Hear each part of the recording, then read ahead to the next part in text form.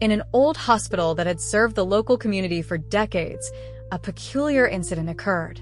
An elderly woman, who appeared to be at least 100 years old, was brought into the emergency ward. Her skin was pale and wrinkled, resembling fragile parchment, with a faint grayish hue. Her eyes seemed hollow, yet at times, they glimmered with an unsettling greenish light. "I walked here myself," she claimed when Nurse Linda asked who had brought her in. But the front doors to the emergency room had been locked from the inside, and none of the staff could figure out how she had managed to get in. Her frail frame didn't match the eerie strength with which she gripped Linda's wrist, her touch icy cold. "I need a place to rest," the old woman murmured, her voice raspy but deliberate. "Just for a night or two." The hospital staff exchanged uneasy glances. There was no record of her arrival, no name, no ID. But they couldn't exactly turn her away. The head nurse decided to admit her for observation, assigning her a room at the far end of the hallway, room 13. It was rarely used, mostly because the flickering light above its door gave everyone the creeps. That night, strange things began to happen.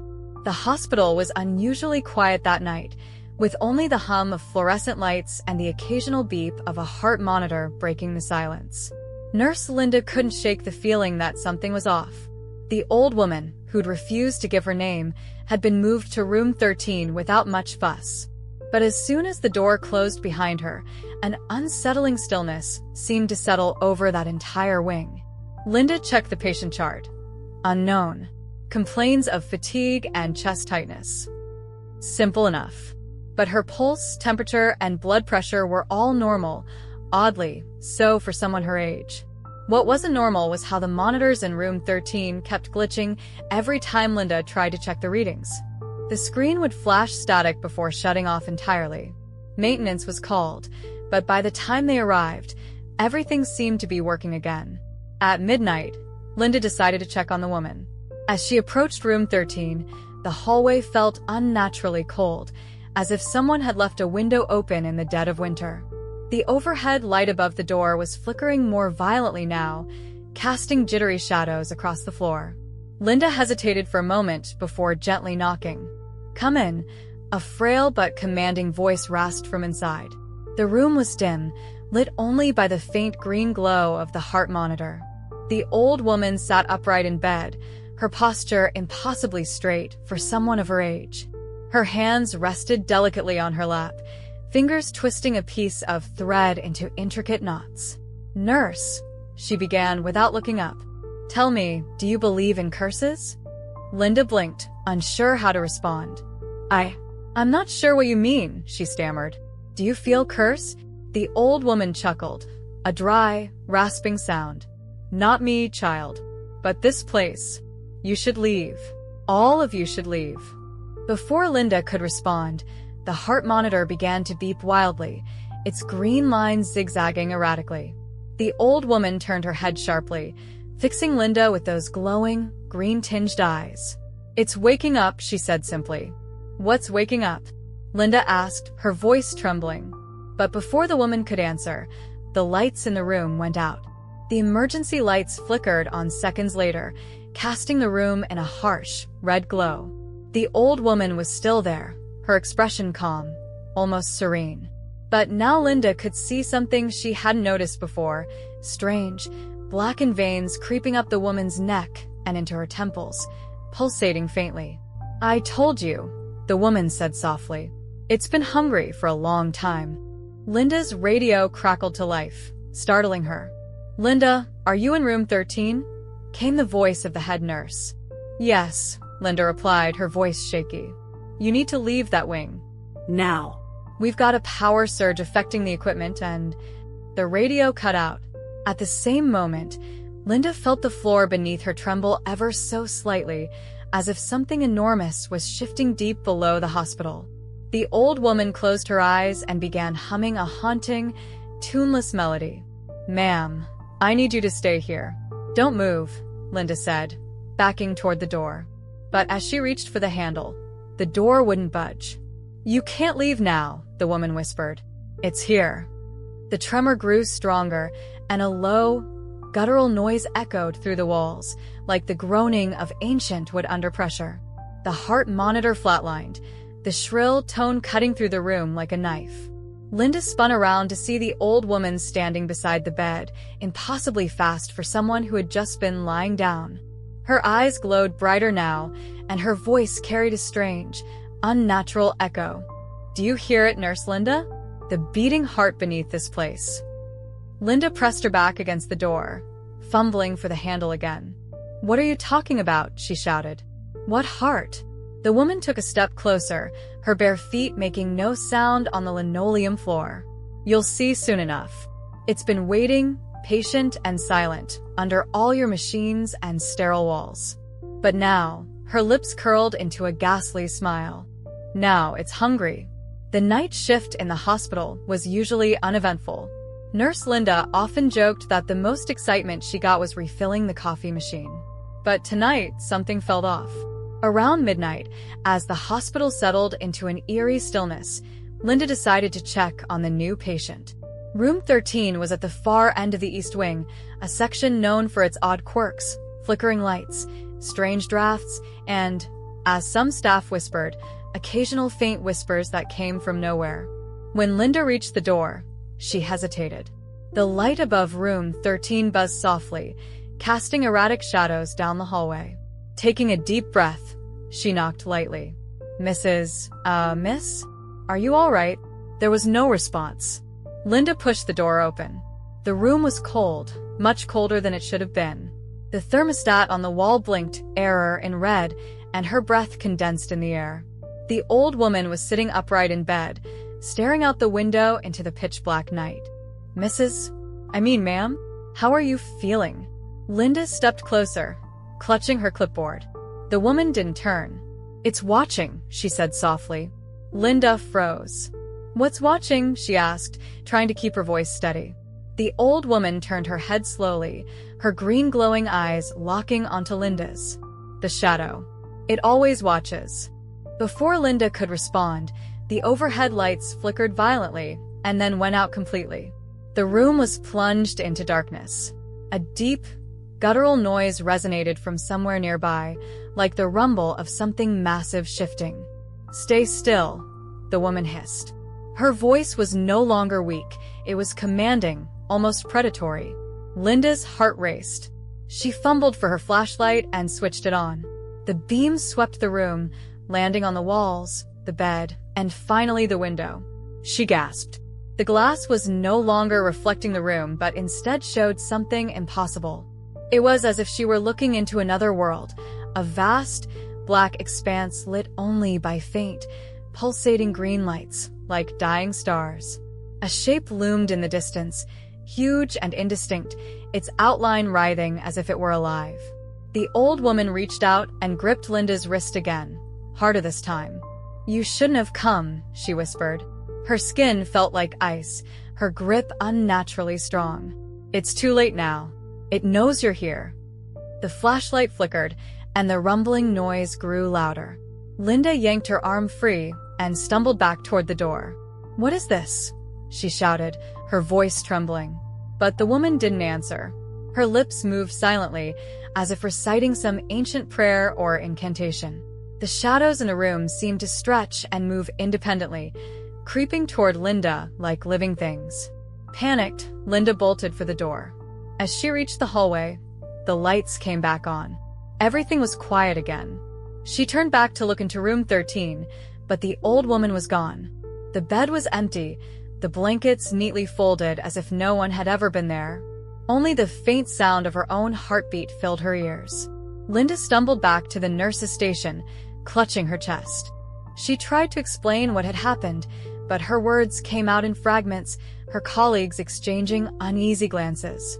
Nurse Carla, a skeptic, rolled her eyes. "You're just tired," she said. "These late shifts mess with your head." But Linda couldn't shake the feeling of being watched. The hospital seemed different now, colder, darker.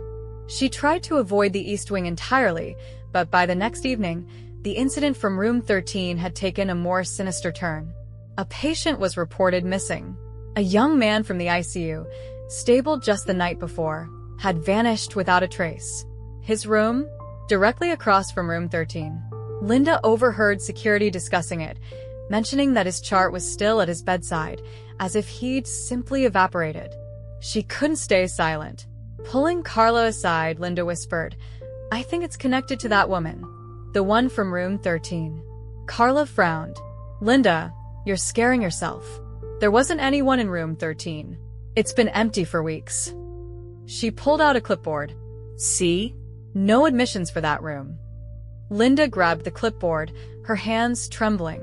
She scanned the list, but the old woman's name wasn't there. The bed had supposedly been unoccupied. "But I saw her," Linda whispered.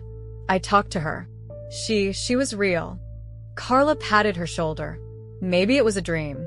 It wasn't a dream, Linda thought. That night, she made a decision. She'd find answers. After her shift ended, Linda returned to the East Wing. The hallway was quiet, almost unnaturally so. She approached room 13 with a flashlight in hand, her pulse pounding in her ears. When she opened the door, the room was empty, but it felt wrong. The air smelled faintly of decay, and the shadows in the corners seemed unnaturally thick. On a hunch, Linda stepped inside, closing the door behind her. The room immediately felt colder, the familiar buzz of the hospital fading into eerie silence. "Are you still here?" Linda whispered. For a moment, there was nothing. Then the shadows moved. They stretched and twisted, merging into a humanoid figure. Its glowing green eyes pierced the darkness, and Linda recognized the old woman's voice, though her lips never moved. "It's too late for you, child," the figure rasped. "The shadow marks those who see it. It's hungry, and it will come for you soon." Linda backed away, her hands shaking. "What are you?" The figure laughed, a sound like breaking glass. "I was its servant, long before your time. But now I am free. You belong to it now." The shadows surged toward Linda, wrapping around her legs and pulling her to the ground. She screamed, struggling against the cold, suffocating darkness. Just as the last sliver of light disappeared, she heard the figure whisper in her ear, "Welcome to the void." Linda's disappearance was the final straw for the hospital. Within days, rumors of hauntings and unexplained vanishings spread. Room 13 was permanently sealed, its door boarded up and painted over. Staff avoided the East Wing entirely, though strange noises were still heard on quiet nights. Years later, the hospital was shut down and left to decay. Local legends spoke of an old woman with glowing green eyes who wandered its halls, searching for new victims to pull into the void. No one dared go near it, but sometimes, on the coldest nights, people swore they saw a pale light flickering from room 13.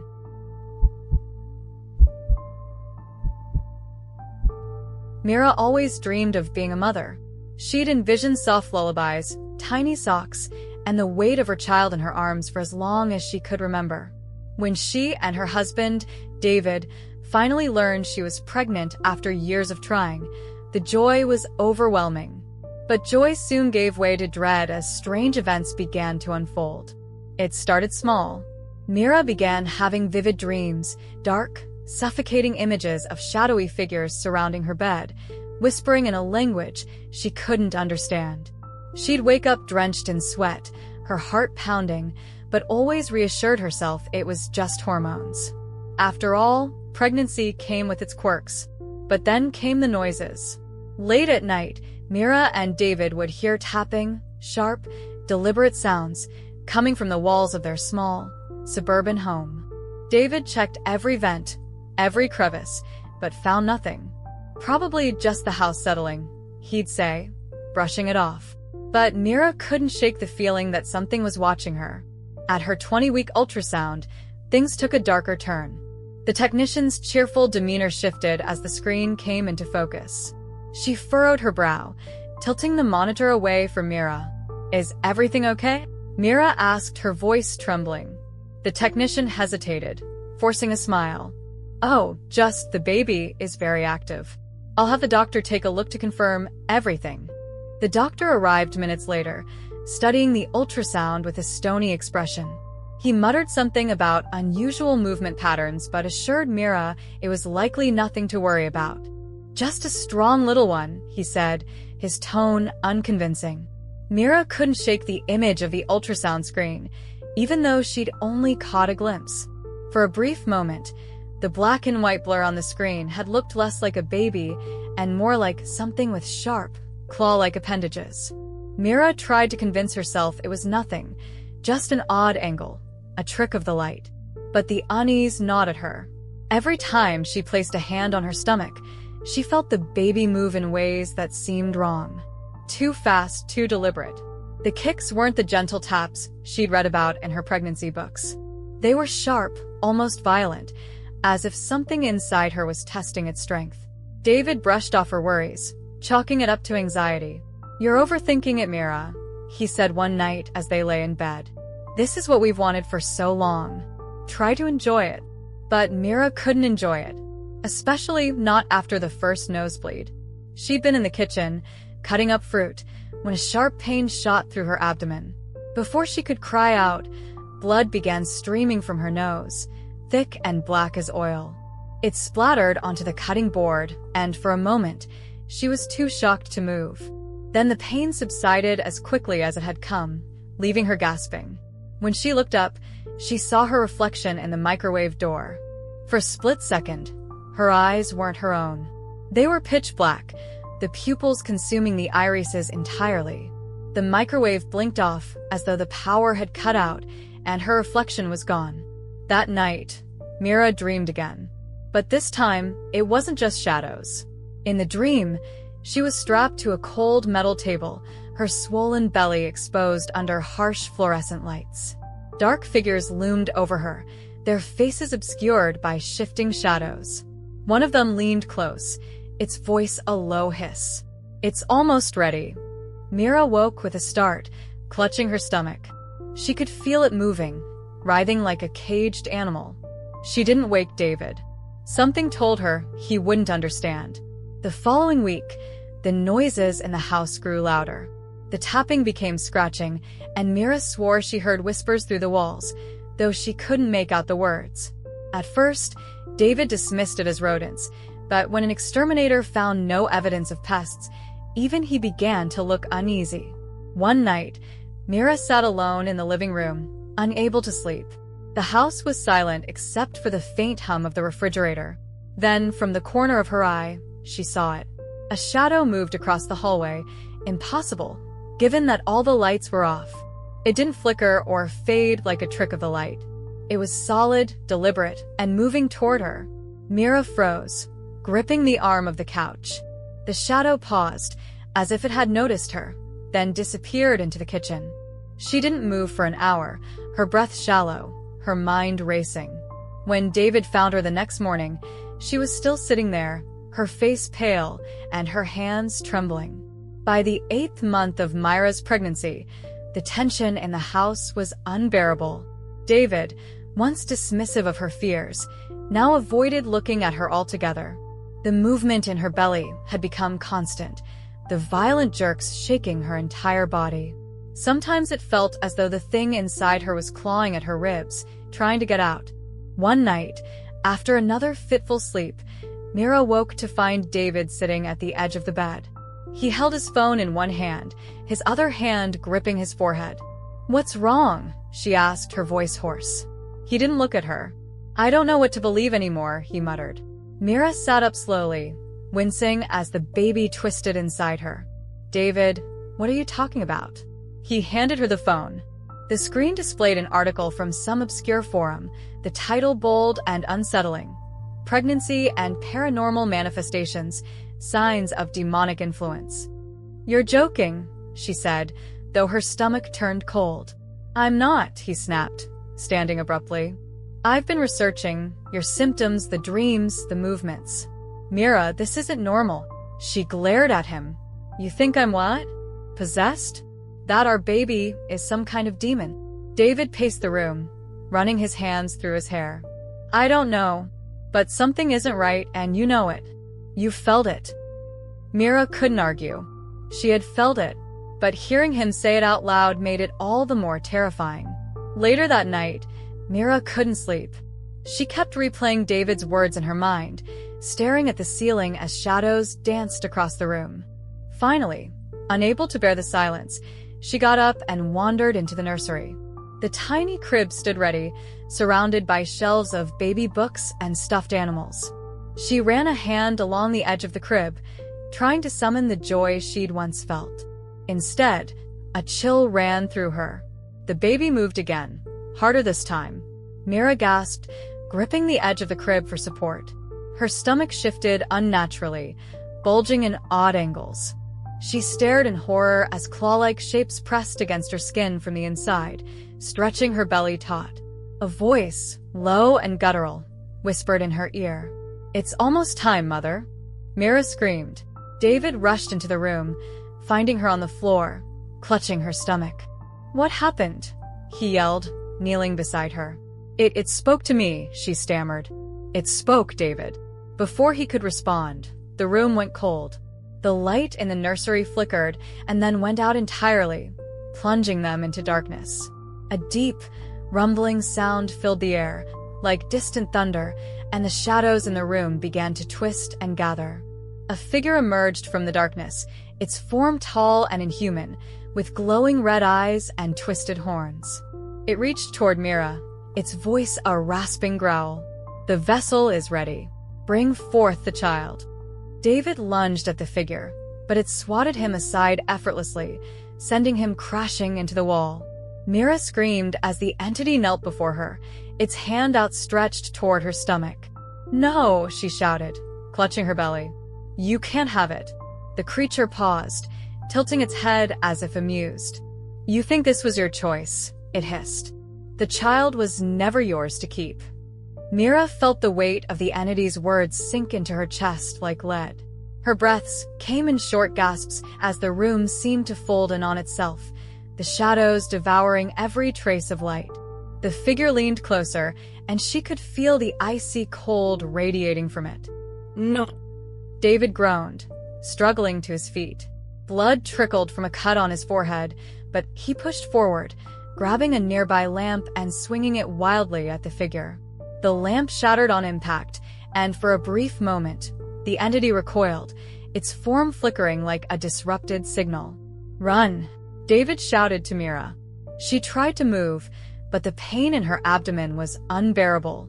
It wasn't just contractions, it was something ripping her apart from the inside. She screamed, clutching her belly as the room trembled.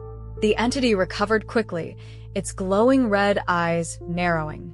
"You cannot stop what has already begun," it growled, raising a clawed hand. But before it could act, the air around Mira shimmered. A faint, golden light emanated from her stomach, forming a barrier that pushed the entity back. It let out a guttural snarl, its voice trembling with anger. David rushed to Myra's side, his arms wrapping around her protectively. "What's happening?" he whispered, his voice shaking. Mira didn't respond. Her eyes were locked on the golden glow, which seemed to grow brighter with each passing second. For a moment, she thought she heard whispers, gentle, soothing voices, cutting through the chaos. But then the pain returned, sharper than ever. Mira let out a guttural cry as the light around her shattered, leaving the room in darkness once more. Mira collapsed, her vision swimming. She barely registered David's frantic shouting or the guttural growls of the creature. All she could feel was the searing heat of her body breaking apart. And then it was over. The room fell silent. The air was heavy and still. Myra's vision cleared just enough to see David crouched over her, his face pale. "Is it?" Mira began, but her voice broke. David's gaze shifted downward. In his trembling hands, he held the child. But it wasn't a child. The thing in his arms was small and humanoid, but its skin was jet black, its eyes glowing a fiery red. Tiny, sharp claws twitched at the ends of its fingers, and its mouth curled into an unnatural smile, revealing rows of needle-like teeth. "Mira," David whispered, his voice hollow. "What is this?" The creature let out a high-pitched laugh that didn't sound like it belonged to a baby or anything remotely human. Mira reached out weakly, tears streaming down her face. No, this isn't my baby. This can't be real." The entity in the shadows stepped forward, its towering form looming over them. "It is done," it said, its voice filled with cruel satisfaction. David clutched the creature tightly, his eyes wide with terror. "We can fight this," he muttered, his voice barely audible. "We can fix this." The entity chuckled darkly.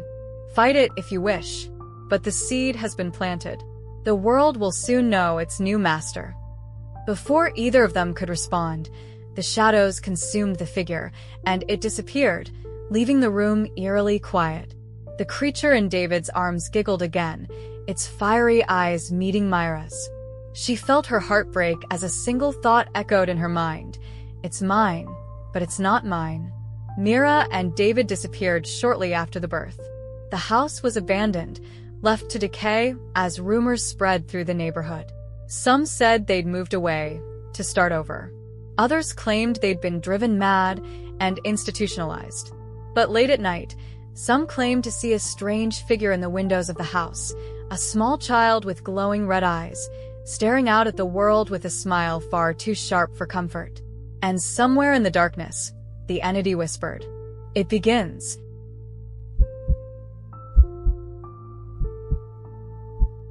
When I moved into Silver Pines, it seemed like a dream come true.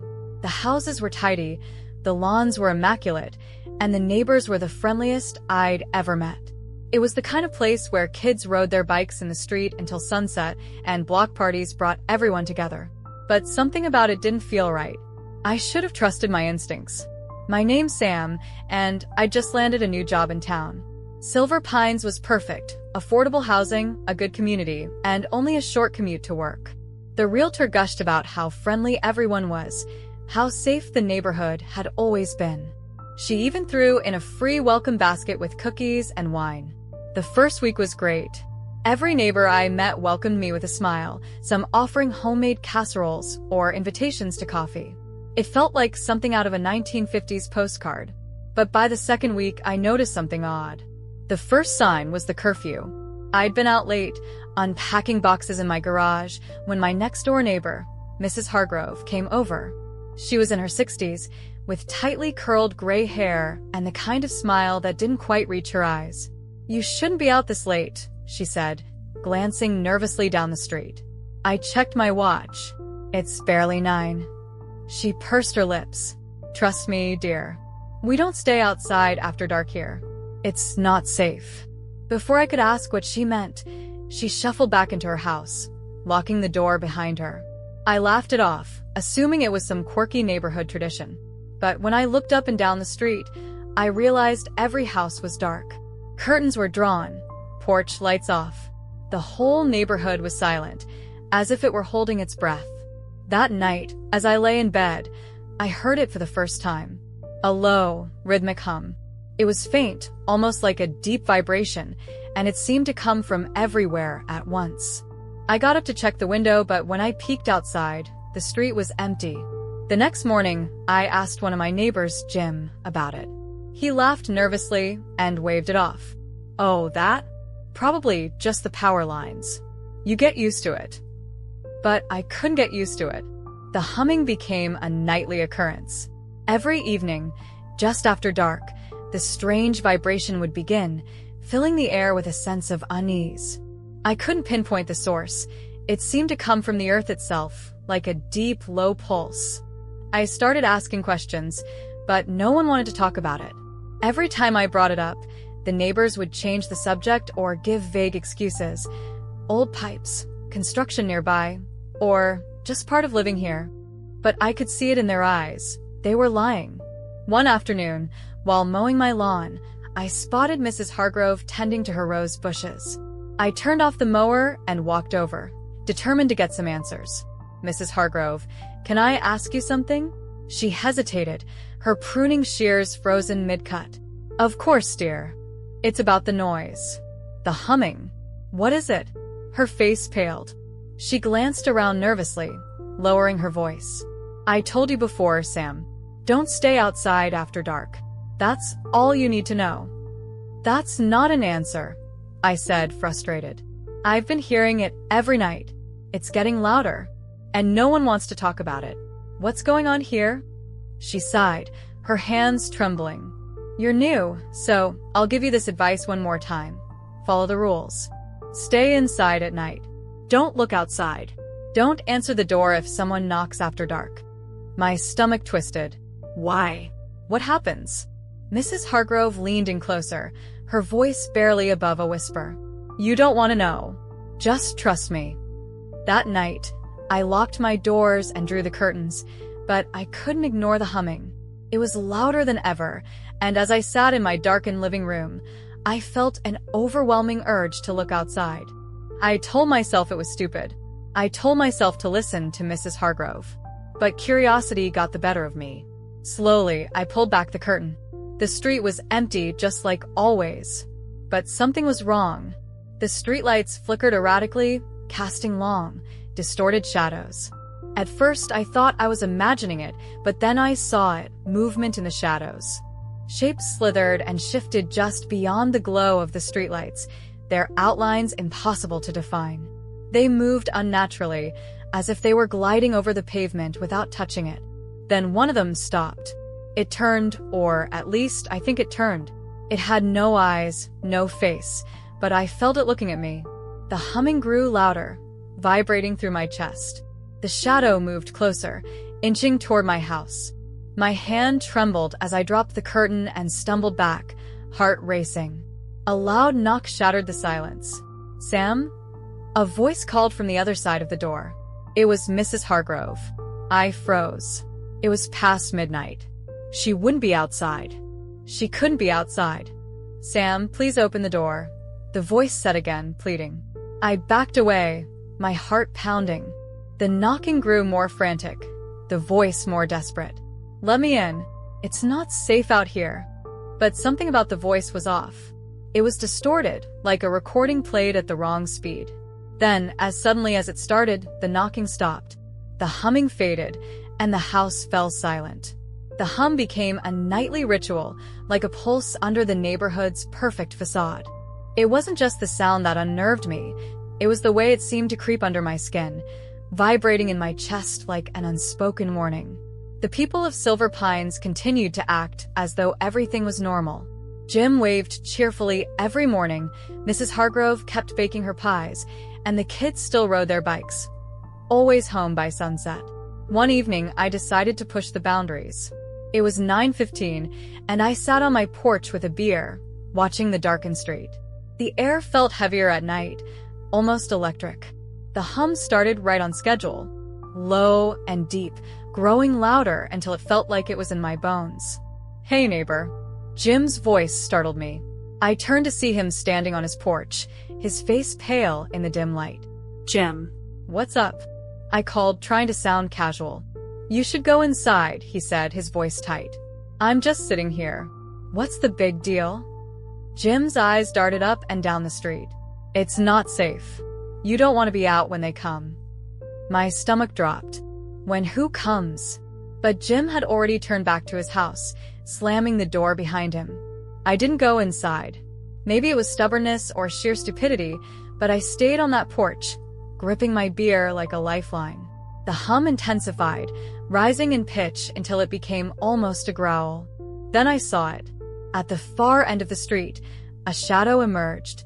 It wasn't a person, it couldn't be. It moved unnaturally, like a smudge of darkness that slithered and pulsed against the light of the street lamps. I froze. The thing stretched upward, elongating until it was taller than the houses. Its form rippled and shifted, never fully solid, and yet undeniably present. I wanted to run, but my legs refused to move. The shadow stopped in the middle of the street, and for a moment, the hum stopped too. The silence was deafening. Then it turned. It didn't have eyes, but I knew it was looking at me. The air seemed to ripple as it moved toward my house, each step making the ground tremble. My chest tightened, and I could barely breathe. Sam, get inside. Jim's shout broke my paralysis. I scrambled to my feet and dove into the house, slamming the door behind me.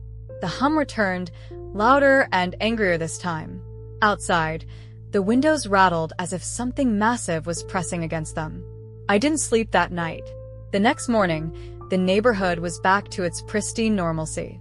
Kids played, lawns were mowed, and neighbors waved like nothing had happened. But Jim avoided me. When I tried to talk to him, he shook his head and muttered, "You shouldn't have stayed out. Now it knows you." Knows me? I grabbed his arm. "What the hell was that thing, Jim?" He pulled away, his face pale. "Just follow the rules, Sam. Stay inside at night. Don't ask questions. It's the only way to stay safe." I wasn't satisfied with his answer, but no one else in the neighborhood was willing to talk. Anytime I brought up the hum or the shadow, they'd change the subject or walk away.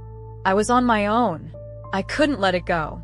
Something was deeply wrong in Silver Pines, and the silence from my neighbors only made it worse. Over the next week, I started noticing subtle changes: doors left ajar, strange marks in the pavement, and the hum growing louder each night. One evening, just before the hum began, I decided to test the limits. I set up a camera on the porch, aimed toward the street. If no one was willing to tell me the truth, I'd capture it myself. I sat in the dark, staring at the camera feed on my phone. The hum started right on schedule, low and rhythmic. My heart raced as I watched the shadow emerge at the far end of the street, just like before. This time, there was more than one. A dozen shadowy forms slithered into view, their amorphous shapes shifting and writhing as they moved. They glided between houses, their elongated limbs brushing against windows and walls.